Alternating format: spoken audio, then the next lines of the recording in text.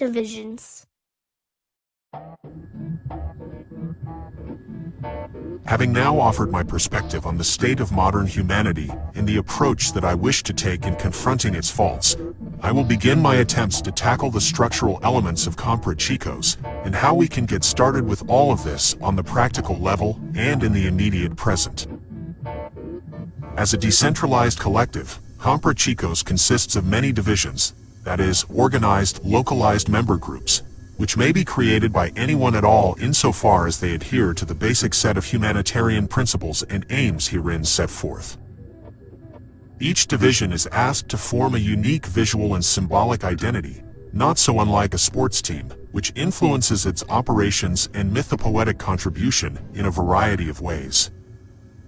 While participants may act in the absence of a division, it is strongly advised that all willing participants attempt to join or create such a group, or at least attempt to network with others, especially in the name of organization, efficacy, accountability, and community withal. It is my hope that these divisions will eventually number in the hundreds and dot the globe. While I've many ideas regarding the ideal structure and nature of such a collective, the decentralized approach really limits the efficacy of my plotting, and I will have little to no way of controlling what becomes of this after it leaves my hands.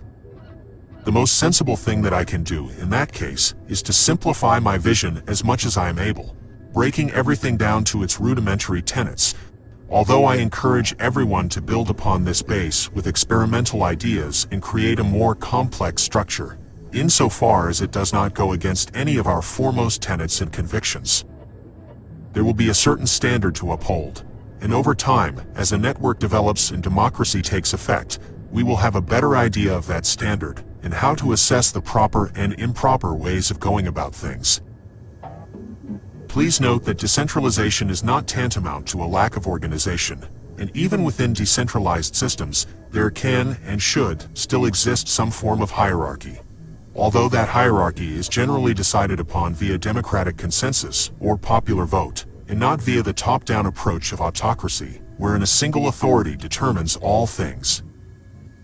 It is considered crucial that each division assigns certain individuals to lead and coordinate the group in its campaigns, which may or not be the group founder,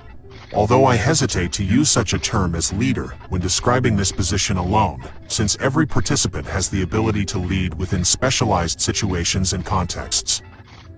The term director or coordinator then seems more appropriate to what I am describing, being that this position entails keeping the team organized, informed, and motivated.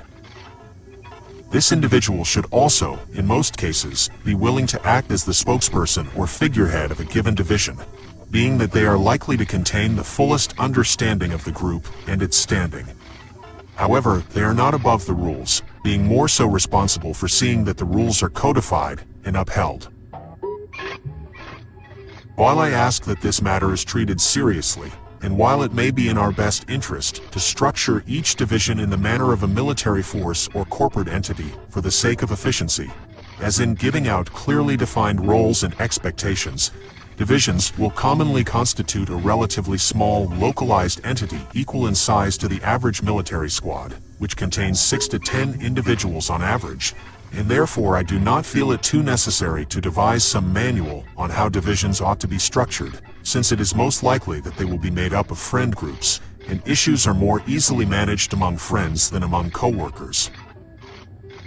Take Rictus Division, for example, which I managed between 2018 and 2019.